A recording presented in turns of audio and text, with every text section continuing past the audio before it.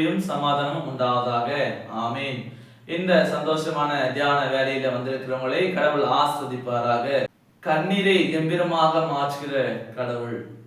இன்றைக்கு மனிதனுடைய மிகப்பெரிய கஷ்டம் என்னன்னாக்கா, எந்த வேலையை தொடங்கினாலும் அதை சரியா செய்ய முடியல.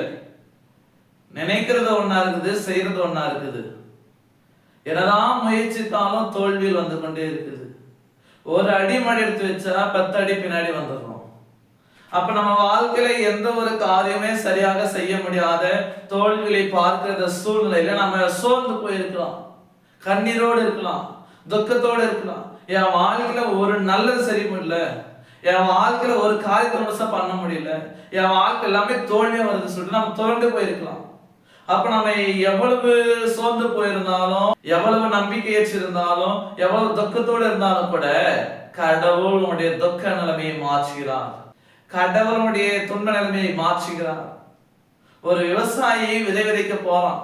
அப்ப விதைக்கும் போது அவனுடைய எண்ணம் எப்படி இருக்குனாக்கா, நான் விதைக்கிற விதை எப்படி வரப்போகுது, நான் விதைக்கிற விதை எப்படி விளைச்சல் அடைய போகிறது, எவ்வளவு விளைச்சல் நமக்கு வரப்போகிறது, நமக்கு லாபத்தை தருமா அல்லது நஷ்டத்தை கொடுக்குமா, மழை சரியாக வருமா, சூரியன் போதுமான அளவுக்கு வருமா, இயற்கை சூழ்நிலை சரியாக இருக்குமா என்ற கலக்கத்தோடு என்ன பண்ணுவான், கொண்டு போகுவாங்க. அப்போ விதைச்ச விதையை கண்ணீரோடு விதைப்பாங்க, சோர்வோடு விதைப்பாங்க, சந்தேகத்தோடு விதைப்பாங்க.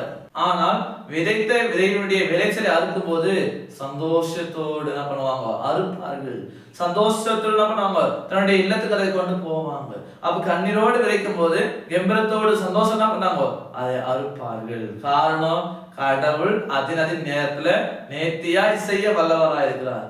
அப்ப இன்றைக்கு நம்ம வாழ்க்கையில கூட சரி, கடவுள் அதின் காலத்துல எல்லாவற்றையும் நேர்த்தியாய் செய்ய வல்லவராய் இருக்கிறார்.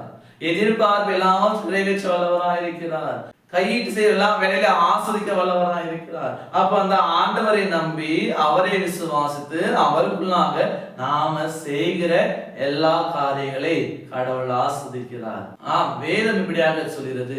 சங்கீதங்களின் புத்தகம் 128 சங்கீதம் 5வது வசனம் இப்படியாக சொல்கிறது, கண்ணீரோடு விதைக்கிறவர்கள் கம்பீரத்தோடு அறுப்பார்கள். ஆம் எனக்கு அன்பானவர்களே, நம்ம கண்ணீரோடு விதைக்கலாம், ஆனால் அறுக்கிற பொழுது கம்பீரத்தோடு நம்ம அறுப்போம். கடவுள் நமக்கு உதவி செய்ய வல்லவராக இருக்கிறார். கர்த்தரிடத்துல நம்முடைய காரியங்களை நம்ம ஒப்புவிக்கிற பொழுது கடவுள் அதை வாய்க்க செய்கிறாரு. நம்ம ஜெபம் செய்து விட்டு ஒரு காரியத்தை துவங்குற பொழுது கடவுள் அதை வாய்க்க பண்ணுகிறாரு. கடவுள் நம்மோடு இருக்கிறாரு. சீடர்கள் கூட இயேசு அழைப்பதற்கு முன்பாக மீன் பிடித்துக் கொண்டிருந்தார்கள். ஒரு முறை இரவு முழுவதுமாக மீன் பிடிக்க பிரயாசப்பட்டு ஒரு மீன் அகப்படல. ஏசான அந்த படகுல ஏறாரு. ஏசான சொல்லும் பிரகாரமா வலை போறாங்க. வலை நிறைய அது கிளிகிற அளவு தான் பண்ணாங்க, மீன்களை பிடிக்கிறாங்க. அப்ப முதல்ல அவங்க போகும்போது கண்ணீரோடு போனாங்க, பெருமையோடு திரும்பி வந்தாங்க. ஆனால் மீண்டுமாக இயேசுவோடு போனாங்க. இயேசு சொல்லிற பிரகாரமாக செய்தார்கள். வலைகள் நிரம்புகிற அளவுக்கு அவர் மீன்களை பிடித்து கொண்டு சந்தோஷத்தோடு கரைக்கு திரும்பினார்கள்.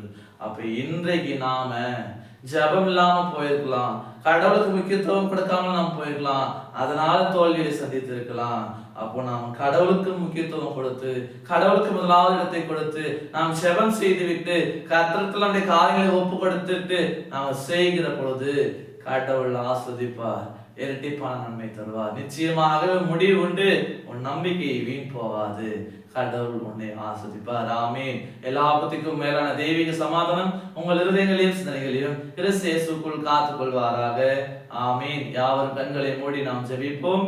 நேற்றும் இன்றும் என்றும் மாறாத பரலோக பிதாவே, நித்தமும் எங்களுக்கு மனமிறங்கி எங்களை ஆஸ்வதிக்கிறவரே, தடைப்பட்ட காரியங்களை வாய்க்க செய்கிறவரே, தோற்று போன இடத்துல எங்களை நிம்மதி செய்கிறவரே, நாங்கள் துதிக்கிறோம், நாங்கள் போற்றுகிறோம். இனி வரக்கூடிய காலத்துல நாங்கள் என்னுடைய சிந்தனைகள், யோசனைகள், வேலைகள், காரியங்கள் எல்லாவற்றையும் உங்களுடைய கரத்துல நாங்கள் ஒப்பு கொடுத்து உங்களுடைய ஒத்தாசையினால எல்லாவற்றையும் நிறைவாக நிறைவேற்றிய ஒரு வெற்றியாளர்களாக எங்களை திகழ செய்ய வேண்டுமாய் கூட நாங்கள் செபிக்கிறோம். எப்படி ஆகுமோ என்ன நடக்குமோ என்று கலக்கம் இல்லாம இயேசு எங்களோடு இருக்கிறார், இயேசுடைய காரியத்தை வாய்க்க செய்வார் என்ற திடமான விசுவாசம் விசுவாசத்தோடு நாங்கள் என்னுடைய ஜீவித்தை ஜீவிக்க, என்னுடைய காரியங்கள் செய்ய இறைவன் எங்களுக்கு உதவி செய்ய வேண்டுமாய் கூட நாங்கள் ஜெபிக்கிறோம். இந்த நாளிலே நீர் எங்களோடு தங்கி இருக்கும்படியாக என்னுடைய பயணங்களிலே, என்னுடைய வேலைகளிலே, என்னுடைய படிப்புகளிலே, என்னுடைய காரியங்களிலே நீர் எங்களோடு இருந்து எல்லாவற்றையும் ஆஸ்வதித்து நன்மையாக கொடுக்க வேண்டுமாய் கூட நாங்கள் ஜெபிக்கிறோம். அன்புள்ள இறைவா, நீரே எங்களுடைய எல்லா பலவீனங்கள், சுகவீனங்கள், நோவு நொடிகள் எல்லாவற்றையும் மாற்றி போட்டு எங்களுக்கு நல்ல சுகத்தை, ஆரோக்கியத்தை, பலத்தை கொடுக்க வேண்டும் கூட நாங்கள் ஜெபிக்கிறோம். நிம்மதி இல்லாத வாழ்க்கையில, பிரச்சனைகள் நிறைந்த வாழ்க்கையில நீதாமே எங்களுக்கு சமானத்தை கொடுக்க வேண்டுமாய் கூட நாங்கள் ஜெபிக்கிறோம். நீரே எங்களோடு தங்கியிருந்த ஆசிர்வதித்து எங்களை பாதுகாத்து நடத்தி எல்லாவற்றும் சம்பூர்ணமான வெற்றி கொடுக்க வேண்டுமாய் அருள்நாதர் இயேசு ஜெபிக்கிறோம். அன்பின் பிதாவே, ஆமேன். அனைவருக்கும் ஸ்தோத்திரம். கடவுள் உங்களை ஆசீர்வதிப்பாராக. ஆமேன்.